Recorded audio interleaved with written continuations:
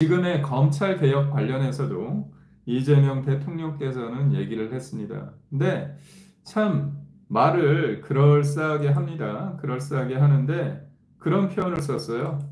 뭐 10명의 뭐라고 했냐면 10명의 도둑을 놓치더라도 한 명의 착한 사람, 죄 짓지 않는 사람들을 불이익을 주면 안 된다.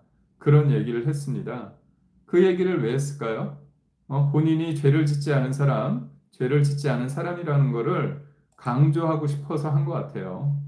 강조하고 싶어서 그랬던 것 같은데 정확한 워딩이 뭐냐면 어, 정확한 워딩은 제가 한번 찾아보겠습니다. 제 기억으로는 찾았던 것 같은데 잠시만요.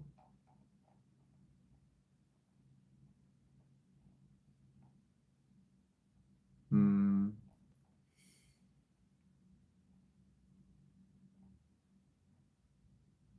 음, 호호호. 제가 지금 그러니까 정확한 워딩은 제가 지금 찾아놓은 게 있었는데 지금 제가 못 찾겠는데 취지가 그럽니다. 10명의 범죄자를 놓치더라도 죄 지은 한 사람한테 불이익이 가면 안 된다. 그런 취지의 얘기를 했어요. 그러니까 지금 검찰 개혁을 하면서 내가 나같이 죄를 짓지 않은 사람이 사실상 전 정권의 어떤 정적 주기에 의해서 내가 희생이 됐다. 나는 무고한데 나는 죄를 짓지 않은데 결백한데 그런 얘기를 하고 싶은 거예요. 그렇다면 사실상 지금 검찰 개혁이 사적 보복의 수단으로 쓰이고 있다는 걸 자인한 셈 아닌가요? 그리고 검찰 개혁에 있어서 가장 근본적인 게 저는 이재명이라는 사람이 굉장히 영악하다 그런 생각을 합니다. 뭐라고 얘기하냐면 검찰 수사와 기소권 분리에 대해서 이견이 없다. 이견이 왜 없어요? 이견이 있죠. 수사와 기소를 분리했을 때 과연 국민을 위해서 수사가 제대로 이루어질 수 있는지에 대한 질문이 나오고 있는 거고 사실상 검찰을 해체하겠다는 거 아닙니까? 검찰을 해체하고 검찰을 해체하는 데 있어서 가장 이 검찰 개혁의 본질적인 건 뭐냐면 정치 권력으로부터 얼마나 독립적으로 수사를 하고 중립적으로 수사를 하느냐의 문제입니다. 그런데 이 본질은 어떻게 보면 개나 줘버려라 그런 생각을 하고 이 본질은 상관없이 검찰 너가 나를 수사했으니까 너를 해체시킨다는 생각으로 수사와 기소를 분리하는 상태에서 수사청을 어디다 놓느냐 행안부 장관 밑으로 두고 거기에 행안부 장관 밑에 경찰, 공수처, 해경, 중대범죄수사청을 두는 겁니다. 그렇다면 행안부 장관은 누가 더 직접적으로 컨트롤할 수 있는 거예요? 대통령 아닙니까? 그리고 이런 막강한 수사기관이 수사기관을 조종하고 그 다음에 통제하고 그 다음에 문제가 있으면 감찰하고 심지어 뭔가 삐딱하게 현 정권을 수사한다고 한다면 청문회를 개최해서 그 사람들한테 수사 자료나 그런 것들을 받아볼 수 있도록 그런 막강한 권한을 행사한다는 거죠.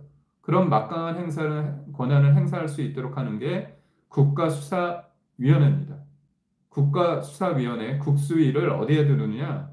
국무총리 산하에 둔다는 거예요. 지금 국무총리가 누굽니까? 오늘 일방적으로 단독으로 본회의를 열어서 통과시켰죠.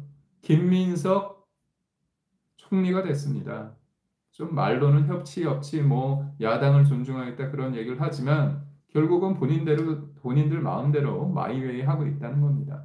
그런 측면에서 이 검찰 개혁의 어떤 본질 제가 말씀드린 것처럼 정치 권력으로부터 얼마나 독립되고 중립적으로 수사를 할 수 있느냐, 살아있는 권력을 수사할 수 있느냐의 그 본질에 대해서는 나 몰라라 하고 사실상 나를 수사했기 때문에 민주당에 대해서 불리한 수사를 했기 때문에 손봐야겠다 그런 생각을 하는 거예요. 그래서 정성호 의원을 법무장관 후보자로 하고 봉욱 전 대검 차장을 민정수석으로 앉힐 때 언론에서 약간 착각을 했어요. 두 사람이 상대적으로 온건하기 때문에 수위 조절을 하는 거 아니냐. 그리고 속도 조절, 강약 조절과 속도 조절을 하는 거 아니냐. 그렇게 얘기했는데 오늘 명확하게 이재명 대통령께서 그런 얘기를 했습니다. 뭐라고 했냐?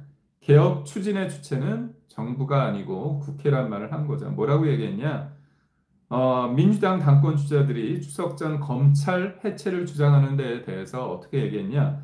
그때까지 얼개를 만드는 건 가능할 것이라면서도 국회가 결단할 사안이라고 말했습니다. 그러니까 결국 내 말 잘 듣는 국회가 알아서 강력하게 검찰을 해체하거나 찢어놔서 대통령의 말을 잘 듣는 국무총리 산하에 있는 국가수사위원회가 컨트롤하는 중대범죄수사청 그리고 경찰 그리고 공수처 해경 이런 막강한 권력을 대통령이 쥐락펴락하겠다.